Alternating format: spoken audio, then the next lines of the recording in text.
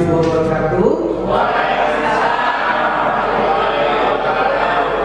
Pada kesempatan kali ini izinkan saya Pak Rusdi untuk membawakan acara tentang diskriminasi budaya positif. Pertama sekali mari kita panjatkan puji syukur kita kepada Allah Subhanahu wa taala bahwa kita masih diberi nikmat iman, nikmat Islam dan nikmat ilmu untuk bisa berkumpul di acara yang sangat fenomenal ini.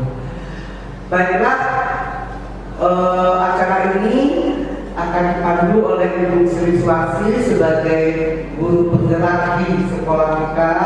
Tapi sebelumnya susunan acaranya adalah sambutan atau pengarahan dan pembinaan dari kepala sekolah kita, dan dalam hal ini dipandu diwakilkan oleh Bapak Dr. Dr. Darmono MPD, dan selanjutnya nanti adalah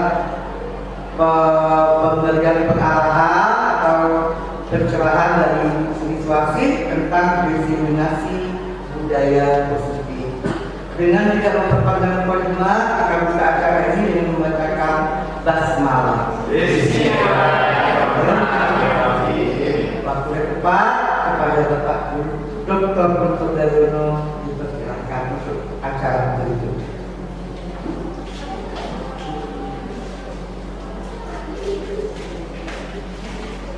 Baik, yang saya hormati Bapak Kepala Sekolah Selatan, kemudian Ibu Sri Swasti sebagai guru penggerak Sekolah Selatan, kemudian Bapak Ibu guru yang ikut pada kegiatan tatap kali ini. Terima kasih atas kesempatannya yang diberikan kepada kami. Yang pertama, sebelum menyampaikan mohon maaf karena Bapak Kepala Sekolah pada hari ini tidak bersama-sama dengan kita karena ada kepentingan yang beliau ikuti. Tapi tidak mengurangi semangat Bapak Ibu dalam rangka kita menerapkan kurikulum merdeka di sekolah kita. Tentunya kita mendukung program-program yang dilaksanakan oleh guru penggerak dalam konteks penerapan atau implementasi kurikulum merdeka. Kita cukup berbangga karena sekolah kita tahun demi tahun bertambah guru penggeraknya.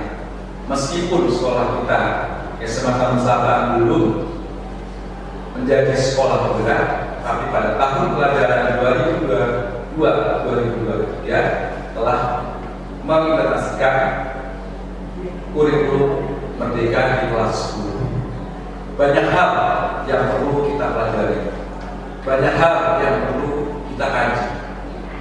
Begitu pada kesempatan hari ini, Ibu Sri Swasti sebagai CGP akan memberikan kepada kita wawasan tentang budaya positif. Tentunya Bapak Ibu semuanya telah menyadari bahwa banyak sekali budaya-budaya positif yang sudah ada di sekolah kita.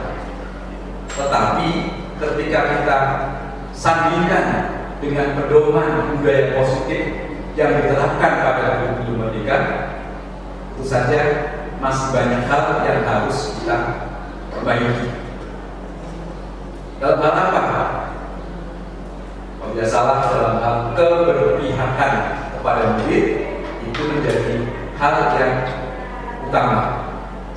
Kalau dulu budaya positif yang harus kita paksakan, kita legukan pada siswa, kedepannya budaya positif tidak mengarah demikian, tapi mengarah berpihak pada siswa sehingga siswa itu akan merasa nyaman, merasa terayomi, merasa dilindungi, dan mereka bisa berkembang potensinya sesuai dengan yang dia harapkan. Sekali lagi, atas nama Kepala Sekolah Taman Selatan menyambut baik program-program dari CGP yang diprogramkan, dan kita guru-guru Sekolah Selatan siap mendukung dan siap belajar dan siap untuk mengimplementasikan. Sekian, terima kasih.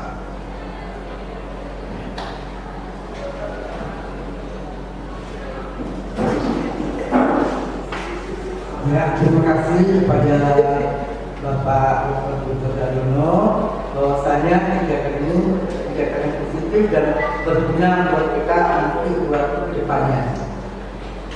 Kita lanjut ke acara yang ketiga, yaitu pemberian materi atau pencerahan mungkin dari penggerak kita, guru penggerak kita, Ibu Sri pada beliau waktu pagi berserah.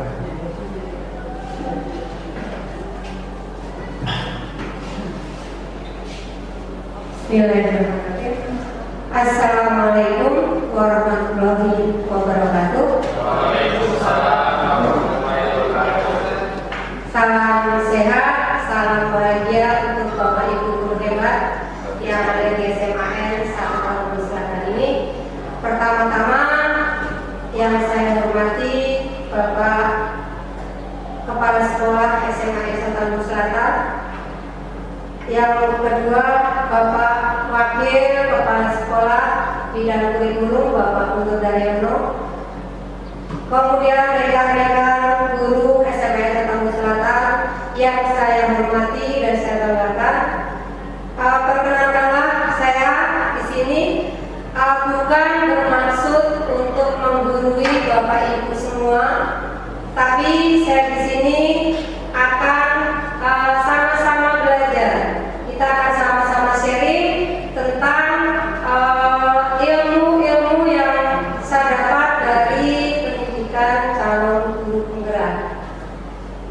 Namun sebelumnya untuk menghidupkan suasana pada siang hari ini, karena mungkin Bapak Ibu dari sebagian sudah beraktivitas ya untuk sampai saat ini, maka sebelum saya menyampaikan materi pada sore hari ini, baiklah kita semua akan melakukan ice breaking ya, biar segar Bapak Ibu ya, biar tidak ngantuk ya, sehingga nanti materi-materi yang mungkin sharing sedikit ilmu yang akan saya sampaikan nanti akan bisa kita semua implementasikan di sekolah kita ya. Mohon Bapak Ibu semua untuk berdiri. Kita berdiri dulu.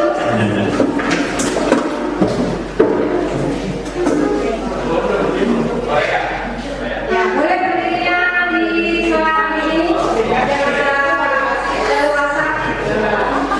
Biar segar ya Bapak Ibu ya. Kita ikuti gerakan yang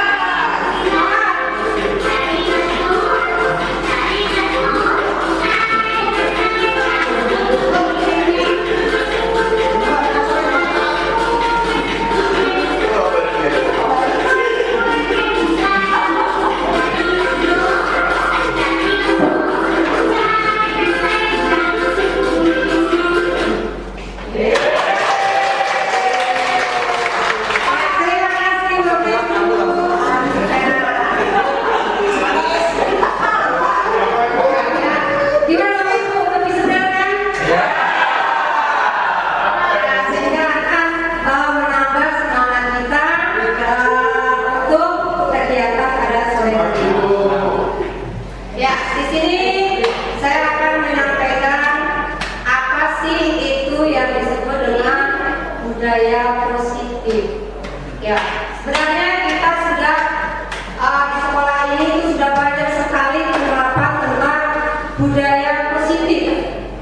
Yaitu di sini adalah suatu kebiasaan yang bernilai positif. Di dalamnya mengandung sejumlah kegiatan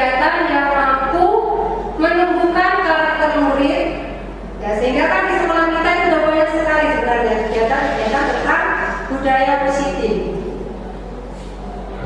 Sehingga di sini budaya positif itu perlu dibangun dalam suatu kelas. Budaya positif harus dimulai dari kelas, sehingga anak itu akan terbiasa. Dari kebiasaan-kebiasaan itu akan membentuklah akhirnya suatu karakter yang baik. Untuk mewujudkan budaya positif tentunya tidak bisa kita lakukan dalam waktu yang sangat singkat. Kita tidak bisa menuntut anak itu harus berubah dalam waktu yang sangat singkat. Pasti memerlukan waktu, memerlukan konsistensi, waktu yang lama dari setiap stakeholder yang ada di sekolah. Berarti untuk menerapkan budaya positif ini kita harus secara bersama-sama. Semua stakeholder yang ada di sekolah harus terlibat dalam menerapkan budaya positif. Ya. Kemudian budaya positif di sini konsep kuncinya dalam budaya positif itu ada perubahan paradigma belajar, kemudian ada disiplin positif, ada keyakinan kelas, ada kebutuhan dasar manusia, posisi kontrol restitusi dan segitiga restitusi. Ya, ini konsep-konsep kunci yang ada dalam budaya positif. Nanti apa saja sih yang ada dalam budaya positif? Ada nyaman, mungkin kenyamanannya lebih dari sekolah-sekolah yang lain. Kemudian dalam menciptakan budaya positif ini di sekolah, kita perlu memperhatikan strategi yang menumbuhkan lingkungan positif di sekolah. Ya, untuk mendukung pembelajaran yang bermakna dan menyenangkan. Jadi kalau lingkungan atau budaya positif ini sudah tercipta, pasti akan bisa menghasilkan pembelajaran yang bermakna dan akan menyenangkan murid, akan berpihak pada murid. Ya, kemudian di sini salah satu upaya bisa dilakukan dalam menerapkan budaya semangat. Saya kasih nama budaya semangat. Jadi anak-anak harus dibangun budaya semangatnya untuk bisa menerapkan kebiasaan-kebiasaan yang baik ini. Nah, nanti akan dikampanyekan dengan menggunakan poster. Jadi nanti anak-anak bisa membuat poster dimulai nanti dalam lingkungan kelas kita. Dari lingkungan kelas nanti kan akan terbiasa akan berubah dari dalam lingkungan sekolah. Yaitu untuk latar belakangnya. Ya. Kemudian kita mengingat dulu bahwa pendidikan nasional kita adalah Bapak Ki Hajar Dewantara. Sehingga kita mengingat filosofi dari Ki Hajar Dewantara pada awalnya pendidikan itu apa? Mungkin di sini Bapak Ibu guru sejarah itu sudah paham betul apa sih itu filosofi dari Ki Hajar Dewantara. Ya, karena sini dalam Ki Hajar Dewantara mengatakan bahwa mendidik dan mengajar itu adalah suatu proses memanusiakan manusia. Berarti mendidik dan mengajar itu bukan kita memberikan beban pada anak, tapi kita harus memanusiakan manusia sehingga harus memerdekakan manusia dari segala aspek kehidupan, baik secara fisik, mental, jasmani dan rohani.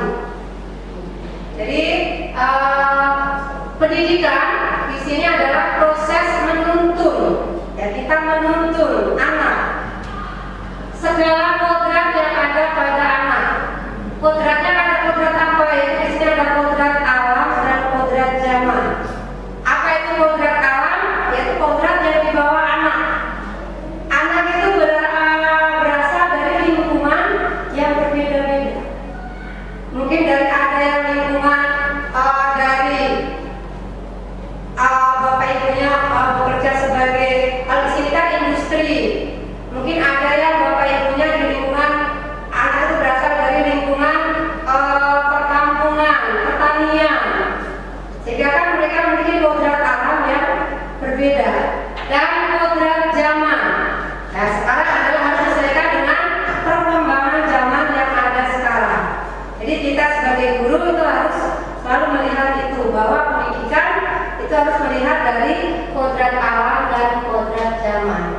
Jika kalau kita memperhatikan itu, maka akan tercapailah keselamatan dan kebahagiaan yang setinggi-tingginya, baik sebagai manusia maupun anggota masyarakat.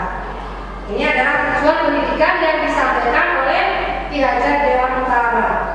Ya, seperti falsafahnya Ki Hajar Dewantara yang kita sangat kenal, yaitu di sini falsafahnya adalah Eknaso Sumulono, Eknagyo Mampukaso, Tuturi Handayani. Ya, itu falsafah dari Ki Hajar Dewantara. Nah, kemudian setelah kita mengenal dari Ki Hajar Dewantara, ternyata anak manusia itu memiliki 5 kebutuhan dasar. Ya, 5 kebutuhan dasar yang dimiliki oleh manusia, oleh kita, berarti oleh murid kita juga. Yaitu di sini ada kebutuhan fisiologi, itu adalah kebutuhan untuk bertahan hidup, sandang, pangan, papan. Itu kebutuhan yang harus terpenuhi. Kemudian kebutuhan akan rasa aman, kebutuhan akan cinta dan kasih sayang, kebutuhan akan pengakuan dari orang lain, dan kebutuhan aktualisasi diri. Nanti kebutuhan untuk mengaktualisasi potensi. Kalau kelima kebutuhan dasar ini terpenuhi, maka anak itu akan berjalan secara baik. Tapi kadang-kadang anak berbuat yang tidak baik. Misalnya anak kan suka, apalagi sekarang itu di tingkat SMA, itu anak masih ingin menampilkan jati dirinya. Berarti ada kebutuhan dasar yang belum terpenuhi, sehingga mereka mengaktualisasikan mungkin dengan, kalau yang tidak tahu, dengan perbuatan-perbuatan yang dianggap kita tidak kurang benar. Maka disitulah kita sebagai pendidik itu harus bisa menggali untuk bisa merubah anak untuk dari karakter yang tidak sesuai, yang menyimpang, harus kita luruskan. Jadi perbuatan-perbuatan anak yang menyimpang, mungkin anak itu dari kelima kebutuhan dasar itu ada yang tidak terpenuhi. Tapi kalau sudah terpenuhi, anak akan baik-baik semua. Tapi kemungkinan kan pasti ada saja anak yang menyimpang, anak ada kebutuhan dasar yang tidak terpenuhi. Kemudian perubahan paradigma belajar. Nah, ini Bapak Ibu, dalam kurikulum sekarang ini kita harus ada perubahan tentang paradigma belajar, yaitu dari untuk membuat perubahan dalam pembelajaran, maka seorang guru harus merubah paradigma belajar dari stimulus respon menjadi teori kontrol. Ya, ini Bapak Ibu, teori stimulus respon itu yang seperti apa? Teori stimulus respon itu realitas kebutuhan kita sama. Kita menganggap bahwa anak-anak itu kebutuhannya sama. Ya kan, kita selalu menganggap bahwa anak-anak itu memiliki kebutuhan yang sama. Kemudian dalam teori kontrol, ternyata realitas kebutuhan kita itu berbeda. Berarti realitas kebutuhan anak itu ternyata berbeda-beda. Kemudian yang kedua, semua orang melihat hal yang sama. Kalau dalam teori kontrol, setiap orang memiliki gambaran yang berbeda. Kemudian dalam stimulus respon, kita mencoba mengubah orang agar berpandangan sama dengan kita. Coba kalau Bapak Ibu di dalam kelas kita sedang mengajar, pastikan kita selalu memaksakan anak untuk bisa apa yang kita ajarkan, kan? Berarti kita di sini masih kita mencoba mengubah orang agar berpandangan sama dengan kita. Jadi kita masih menerapkan teori stimulus respon. Ya, makanya harus dirubah sekarang. Kita harus berusaha memahami pandangan orang lain tentang dunia. Jadi mungkin anak itu akan memiliki bakat minat yang berbeda-beda. Hanya sekarang kita harus bisa mengarahkan, menggali bakat minat itu. Jadi kita tidak boleh untuk memaksakan. Kemudian orang lain bisa mengontrol saya pada stimulus respons, tapi dalam teori kontrol hanya Anda yang bisa mengontrol diri Anda. Kemudian saya bisa mengontrol orang lain dalam stimulus respons. Kita mengontrol orang lain bisa, tapi dalam teori kontrol Anda tidak bisa mengontrol orang lain. Kemudian pemaksaan ada pada saat rujukan gagal. Biasanya kan seperti itu ya Bapak Ibu dan kita ya. Pemaksaan itu akan terjadi pada saat rujukan kita pada murid-murid kita gagal. Kita akan memaksakan. Nah, harus kita ubah sekarang. Kolaborasi dan konsensus menciptakan pilihan-pilihan yang baru. Berarti kita harus berkolaborasi dengan anak untuk menciptakan hal-hal yang atau pilihan-pilihan yang baru. Memang kemudian yang terakhir model berpikir menang kalah. Ada stimulus respon, ada menang kalah. Tapi dalam teori kontrol model berpikirnya adalah menang-menang. Jadi tidak ada yang kalah. Ya. Jadi tidak ada yang salah. Ini adalah paradigma perubahan paradigma belajar. Jadi kita harus pelan-pelan untuk merubah tentang paradigma belajar yang kita lakukan atau pembelajaran yang kita lakukan di dalam kelas. Walaupun tidak, kita juga tidak bisa merubah itu secara total, ya langsung kalau kita berubah total. Tapi secara pelan-pelan Bapak Ibu. Ya saya pun di sini juga masih banyak menerapkan stimulus respon. Tapi harus pelan-pelan karena kita sudah tahu bahwa harus berubah ke teori kontrol. Karena dengan adanya perkembangan zaman yang ada sekarang ini, maka kita juga harus pelan-pelan untuk mulai berubah. Makanya saya di sini mengajak Bapak Ibu untuk ayo kita mulai berubah sedikit demi sedikit. Ya mungkin yang tadinya masih ada pemaksaan atau yang tadinya masih ada mengubah orang agar berpandangan sama dengan kita, ya sedikit demi sedikit harus kita kurangi. Ya. Kemudian dalam budaya positif, jadi dikenal juga ada disiplin positif. Nah ini kolaborasi tadi, komunikasi antara guru dan murid. Dalam penerapan disiplin positif, murid diajarkan untuk memahami konsekuensi dari perilaku mereka, tanggung jawab dan rasa hormat dalam berinteraksi dengan lingkungannya. Berarti kalau murid bertindak, misalnya murid bertindak bolos dari kelas, berarti mereka harus paham konsekuensinya kalau bolos apa. Memang itu sangat sulit ya Bapak Ibu ya. Kita pasti untuk menangani murid bolos pengennya ya kita marah aja. Tapi kita di sini dalam menerapkan disiplin positif, kita harus bisa menggali kenapa murid itu kok melakukan bolos atau bertindak yang menyimpang.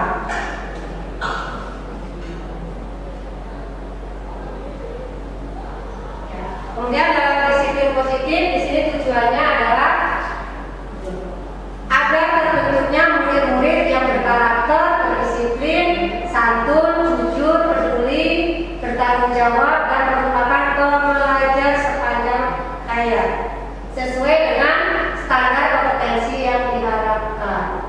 Ya ini adalah disiplin positif tujuannya. Ya kan kita kan pasti akan membentuk murid-murid yang punya karakter yang baik, yang mempunyai kedisiplinan, dan murid juga harus santun, harus jujur, harus peduli. Itu tujuan dari penerapan disiplin positif. Kemudian untuk kita menerapkan disiplin positif, kalau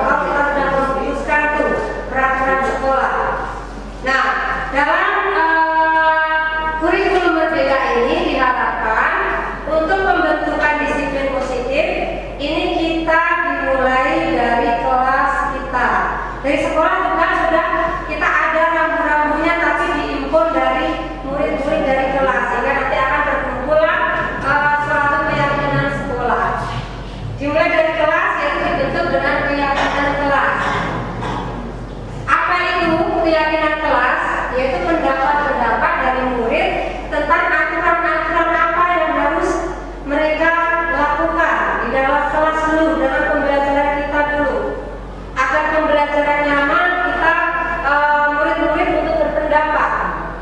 Apa sih aturan-aturan kita yang untuk dalam proses belajar mengajar ini biar nyaman? Murid menuliskan di situ pendapat. Semua anak mempunyai kebebasan untuk menuliskan apa nih yang kita terapkan di kelas kita biar pembelajaran nyaman. Anak-anak akan menuliskan di situ. Dari pendapat-pendapat anak baru nanti akan kita simpulkan apa yang akan menjadi kesepakatan kelas. Jadi ini semua anak diberi kesempatan untuk menulis. Misalnya di kelas, jadi biasanya keyakinan kelas ini kita buat pada awal tahun pelajaran. Ya, jadi kita sebagai wali kelas, ya Bapak Ibu sebagai wali kelas, kita dengan kelas kita bentuk dulu di awal tahun pelajaran. Atau sebagai Bapak Ibu guru mapel juga bisa membuat keyakinan kelas dari masing-masing yang Bapak Ibu pegang. Ya, kita buat dulu kesepakatan kelas dulu untuk pembelajaran kita ke depan apa saja, sehingga di situ anak-anak akan menulis. Nanti akan kita rangkum. Dari rangkuman itu terjadilah kesepakatan kelas. Jadi kan anak tahu, oh berarti kalau nanti saya melanggar, itu kan udah yang kesepakatan kita bersama. Saya kesepakatan kelasnya di sini tidak atau mematikan HP, tidak bermain HP, datang harus tepat waktu. Kemudian misalnya harus mengikuti pembelajaran sampai akhir. Nah, nanti dari kesepakatan kelas ini nanti kita simpulkan ada apa saja yang sudah ditulis anak-anak. Ya, akhirnya akan didapatkan kesepakatan kelas seperti ini Bapak Ibu. Ini hanya contoh kesepakatan kelas yang sudah ada di kelas. Kesepakatan kelas EC, ya karena kebetulan saya wali kelas EC, ya. Itu adalah datang tepat waktu, menjaga kebersihan dan keindahan kelas. Kemudian menggunakan handphone dengan bijak. Jadi pada saat pembelajaran handphone harus digunakan secara bijak. Dalam pembelajaran bermain HP. Kemudian berpakaian rapi dan sopan. Berpakaiannya harus rapi dan sopan. Mengerjakan tugas dengan penuh rasa tanggung jawab. Jadi kalau ada tugas-tugas harus dikerjakan. Kemudian mengikuti pembelajaran sampai akhir.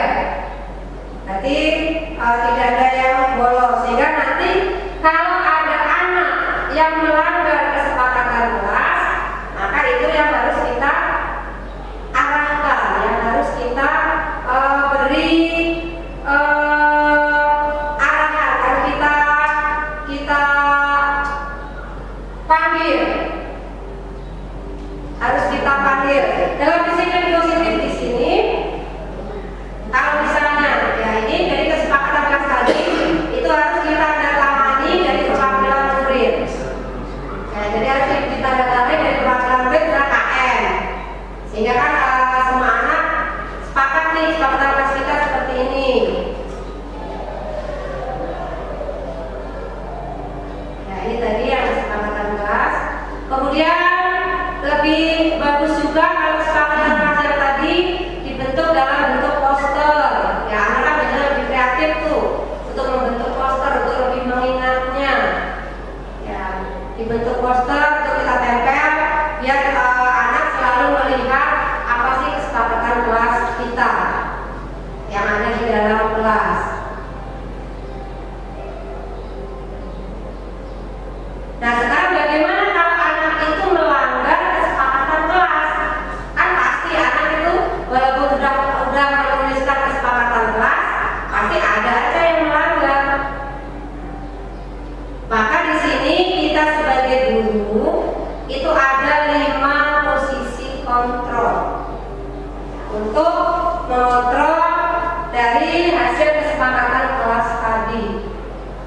Yaitu yang pertama, 5 posisi kontrol itu ada penghukum, yang kedua pembuat rasa bersalah.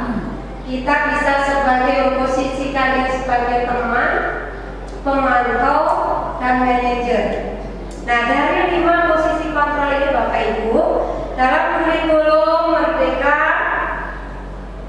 itu kita yang sudah tidak diperbolehkan lagi untuk dihindari itu adalah sebagai posisi penghukum.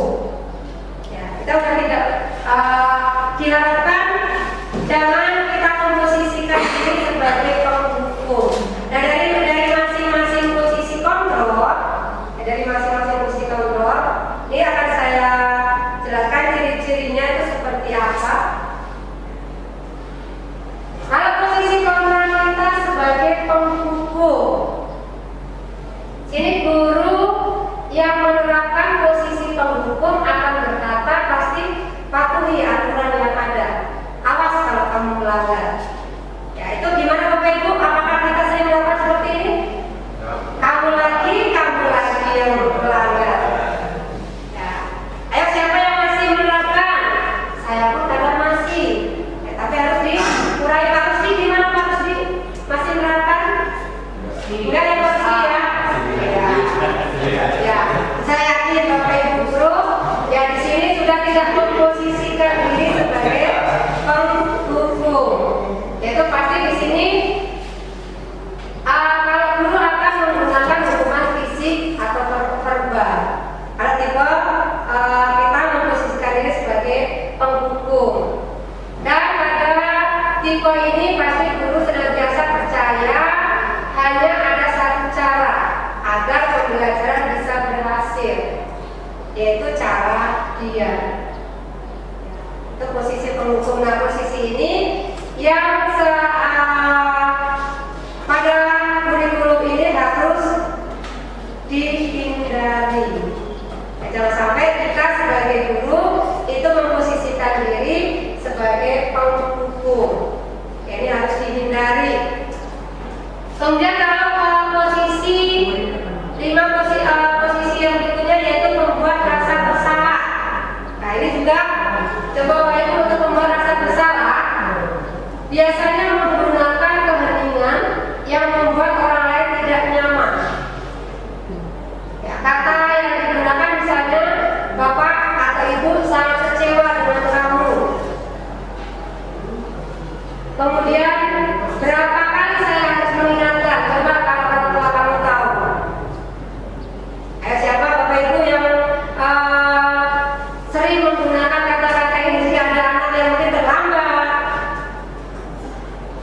atau mungkin ada anak yang bolos, anak yang tidak mendengarkan pada saat kita mengadakan pembelajaran.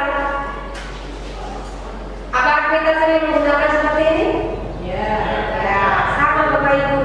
Ya, saya juga dulunya juga sering menggunakan kata ini. Kalau kita kadang udah kesel, ya kan?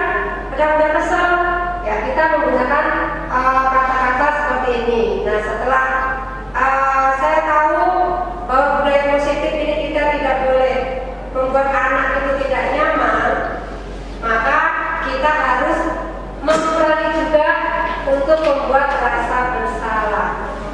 Ya, karena nanti akan membuat dampaknya bagi anak itu akan tidak baik, dan akan ada dampak-dampaknya yang bisa kita lihat. Jadi di sini posisi murid, jika di posisi murid pasti akan merasa tidak berharga. Kemudian telah mengecewakan orang-orang yang disayanginya. Karena di situ ada kata-kata, coba kalau orang tua kamu tahu, ya kan?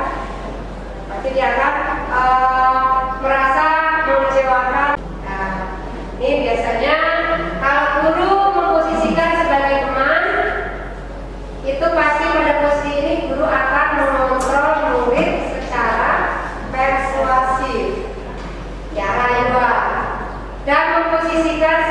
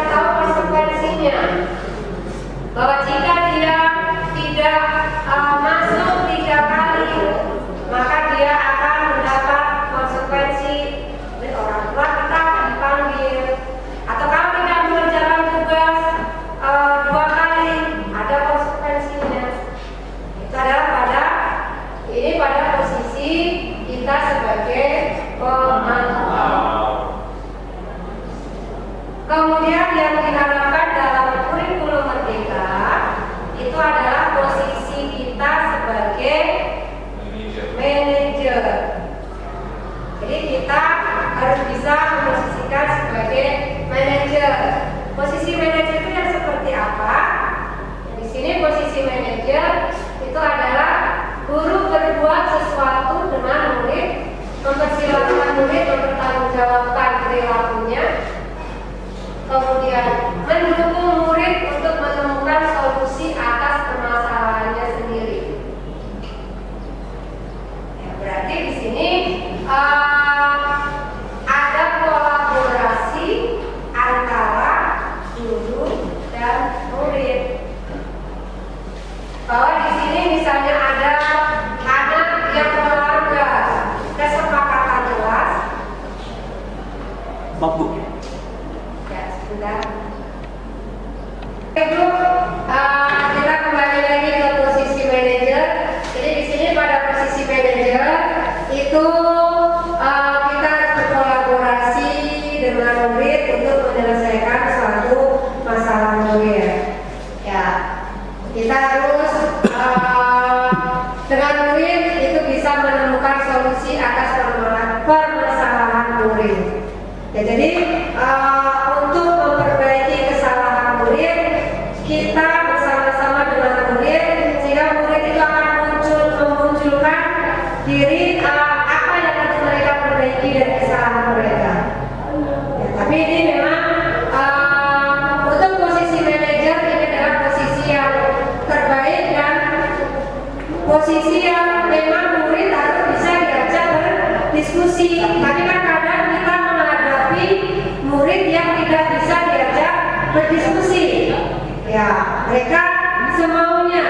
Maka kita masih diperbolehkan untuk menerapkan disiplin positif itu mengambil posisi sebagai teman, sebagai pemantau.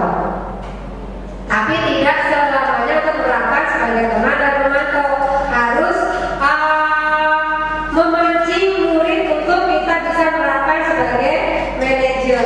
Jadi muridlah yang berpendapat yang bisa mengemukakan kemauannya untuk memperbaiki diri murid itu. Ya, itu posisi kontrol kita sebagai manajer. Nah, sekarang di sini ada perbedaan. Kalau kita memberikan hukuman, kita memberikan konsekuensi, dan kita menerapkan posisi manajer tadi, yaitu kita memberikan restitusi. Ya, kalau kita memberikan hukuman, itu berarti kita berada pada identitas ganda, yaitu murid atau anak belajar menyembunyikan kesalahan. Tapi kalau kita berada pada posisi pemantau ataupun posisi manajer, berarti kalau pemantau tadi ada konsekuensi, ya, pemantau tadi ada konsekuensi, maka murid atau anak belajar taat peraturan kalau ada konsekuensinya. Kemudian kalau pada posisi restitusi, murid atau anak belajar memecahkan masalah. Jadi masalah dia, kenapa dia bolos, kita gali untuk dia bisa memecahkan masalahnya. Yaitu dia kenapa dia bolos, alasannya apa. Tentunya dia memiliki alasan. Kemudian mencoba pada hukuman kan mencoba mengontrol anak dengan penguatan negatif karena membayar impas kesalahan. Tapi pada posisi kalau konsekuensi mencoba mengontrol anak dengan penguatan positif. Kemudian pada restitusi anak paham bahwa dirinya sendiri yang pegang kendali kontrol, bahwa yang bisa memperbaiki diri dia sendiri itu adalah dia sendiri karena ada niat untuk memperbaiki. Kemudian dampak kalau kita memberi hukuman, murid akan marah. Ya kan kadang kalau kita hukum murid akan marah, murid akan merasa bersalah, murid akan merendah diri,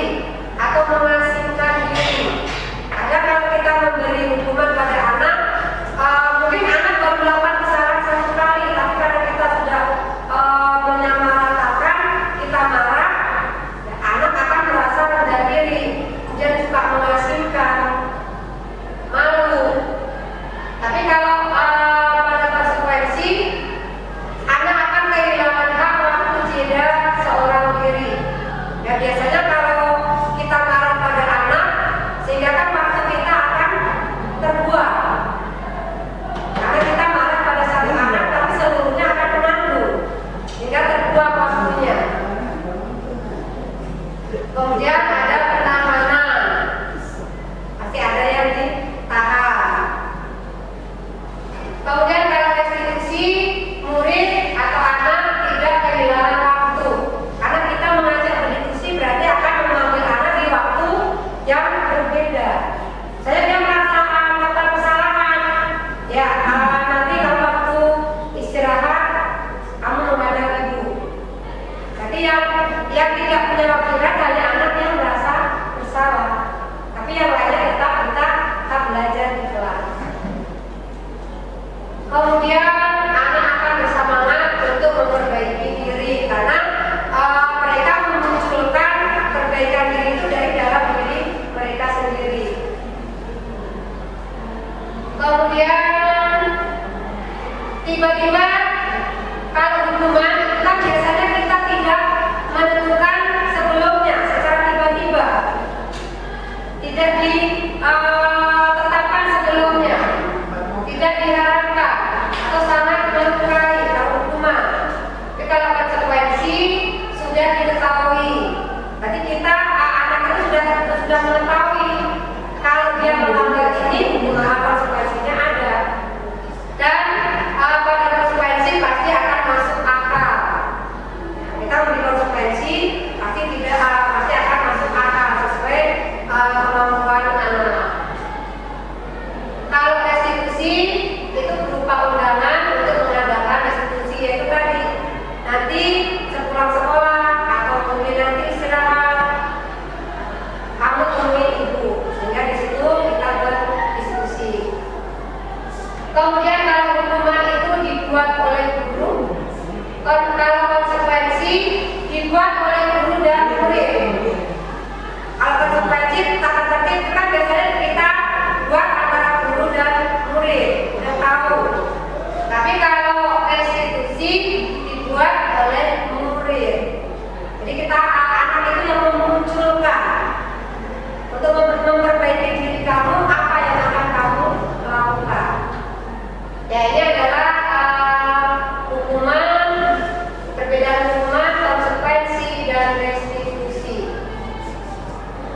Ya sehingga setelah kita mengetahui ini, diharapkan Bapak Ibu nanti jika ada anak yang melanggar kesepakatan kelas atau keyakinan kelas, tidak lagi menerapkan itu apa hukuman. Paling tidak kita konsekuensi dan akan lebih baiknya adalah restitusi. Kemudian langkah-langkah, kalau restitusi itu pasti memiliki langkah-langkah. Karena ini yang kita belum terbiasa untuk restitusi, ya kan? Selama ini mungkin kita yang kita terapkan hukuman dan konsekuensi, itu saya yakin Bapak Ibu sudah menerapkan. Ya, kalau restitusi mungkin kita masih hal yang baru. Maka kita di sini saya akan menjelaskan langkah-langkah dari restitusi itu seperti apa, yang dikenal dengan segitiga restitusi. Di sini ada segitiga restitusi, yaitu yang pertama untuk segitiga restitusi itu memvalidasi tindakan yang salah. Kita memanggil anak tadi, kemudian kita akan menanyakan, memvalidasi. Kamu tentu punya alasan mengapa melakukan pelanggaran itu. Kita tanyakan alasannya kenapa. Oh kamu tidak masuk, tidak dapat hari ini. Oh kenapa? Oh kamu tidak mengerjakan tugas. Kemudian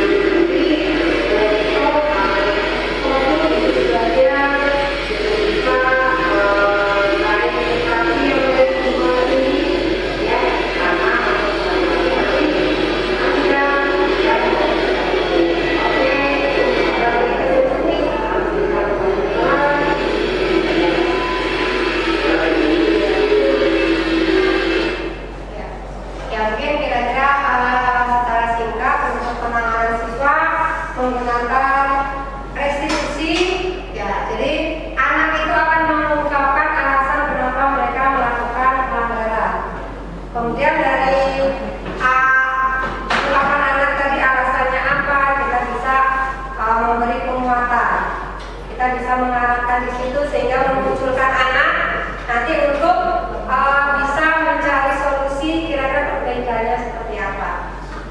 Tapi kan kadang kita setiap anak mungkin untuk diajak berdiskusi mungkin akhirnya belum bisa. Maka seperti yang saya tadi sampaikan di depan, kita ada kalanya masih bisa menggunakan posisi pemantau. Tapi diharapkan lambat laun kita akan menggunakan posisi restitusi. Nah, itu adalah untuk penanganan jika anak itu melanggar tentang kesepakatan kelas atau tentang keyakinan kelas. Ya, kemudian di sini diharapkan kalau nanti anak sudah ada kesepakatan kelas, anak itu akan memiliki semangat. Ya, nah ini akan kita buat misalnya spanduk yang di dalam kelas, ya, untuk biar mereka tetap mengingat bahwa saya akan bersemangat untuk melakukan hal-hal yang baik, ya, untuk mengingatkan anak di kelasnya. Sehingga kalau kebiasaan-kebiasaan ini kita lakukan, kalau kita terapkan di setiap kelas dari Bapak Ibu semua, tentunya nanti akan terbentuklah keyakinan sekolah yang baik sudah. Karena dimulai dari kelas.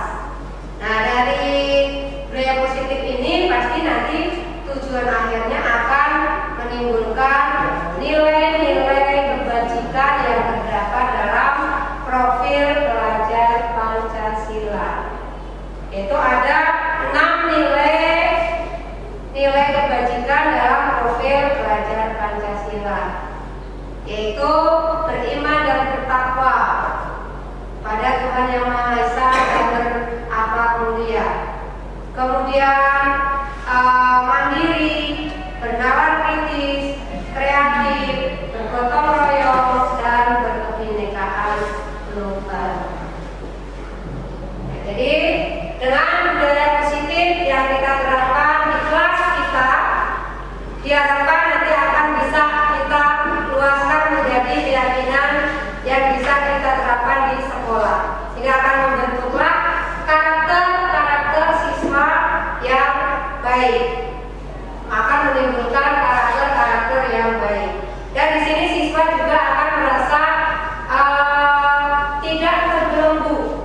Siswa akan merasa merdeka, tapi merdekanya harus merdeka yang bertanggung jawab, bukan merdeka yang semerdeka-merdekanya.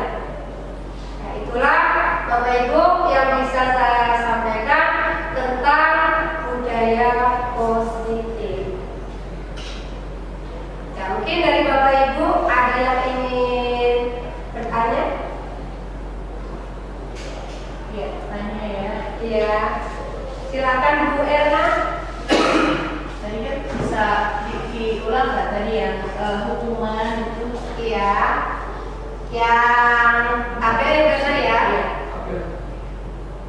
Iya.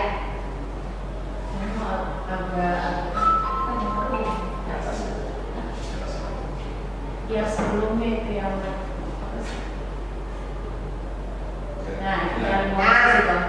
posisi kontrol, ya, hukuman. Penghukum. Ya. Menghukum dan membuat perasaan bersalah. Terus terang kalau saya sih masih. Ya. Kalau menghukum enggak. Karena kalau menghukum itu ke fisik ya. Ya, fisik, verbal, rasa malu itu kan berarti hukuman verbal. Iya. Tapi itu yang membuat rasa bersalah. Tadi tidak boleh digunakan juga tadi itu. Membuat rasa bersalah masih, tapi jangan terlalu sering kita untuk membuat rasa bersalah itu, karena membuat anak itu akan tidak percaya diri. Iya, karena kalau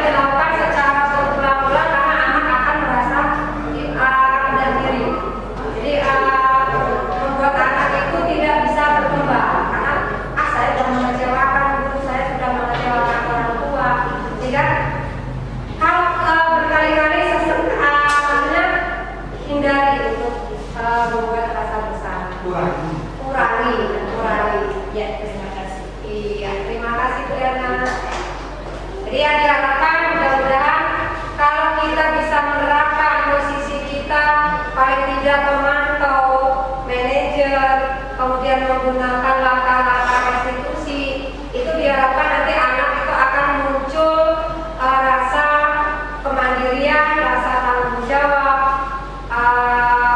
dia akan berkembang di situ. Karena mungkin yang selama ini yang sudah sering dilakukan di sekolah kita, saya yakin yang sudah diterapkan itu adalah sistem pemantau, ya memantau, ya kan kita selalu memantau pada anak-anak yang sudah berapa kali ada konsekuensi. Tapi konsekuensi itu kadang anak mengerti, ada anak enggak. Tapi di sini kita harus menggali agar anak itu bisa memunculkan solusi untuk memperbaiki kesalahannya. Jadi muncul dari dalam diri anak. Mudah-mudahan ya nanti ke depannya kita sebagai pendidik, kita sebagai guru itu akan bisa memposisikan kita sebagai pemantau manajer. Ini Bapak Ibu. Gimana Bapak Ibu?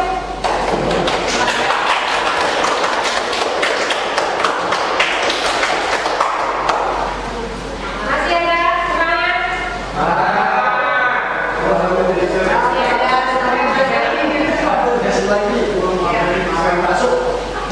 Ya, mungkin kalau dari tidak ada yang ditanyakan lagi, ya, mungkin dari saya untuk diseminasi budaya positif ini saya akhiri sampai di sini.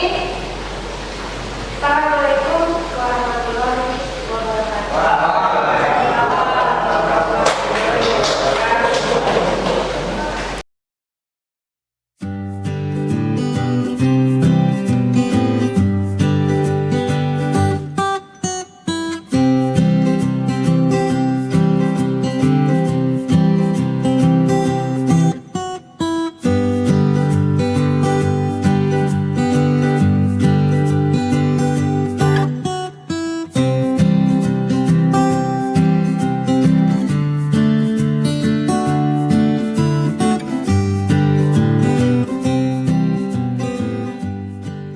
Assalamualaikum warahmatullahi wabarakatuh. Selamat siang semuanya. Halo, nama saya Nabila Zahra Farida dari kelas 10C. Dan saya sangat mendukung tentang pembuatan keyakinan kelas karena yang pertama, keyakinan kelas tersebut dapat menumbuhkan rasa peduli siswa. Dan yang kedua tentunya dapat meningkatkan rasa tanggung jawab siswa di kelas. Terima kasih. Assalamualaikum warahmatullahi wabarakatuh. Nama saya Bozar Ferezi dari kelas 10C. Saya senang dengan pembuatan keyakinan kelas karena akan meningkatkan kedisiplinan siswa di kelas. Terima kasih. Assalamualaikum warahmatullahi wabarakatuh. Halo semuanya, perkenalkan nama saya Gracia Agustina Sinaga dari kelas 10C. Saya sangat bersemangat akan adanya keyakinan kelas karena yang pertama tentunya akan ada saling menghormati antar siswa maupun teman sekelas, dan yang kedua adanya saling menghargai satu sama lain. Semoga dengan adanya keyakinan kelas ini kita semua boleh mengikuti peraturan-peraturan di sekolah melalui peraturan di keyakinan kelas ini dengan sangat baik. Wassalamualaikum warahmatullahi wabarakatuh. Terima kasih.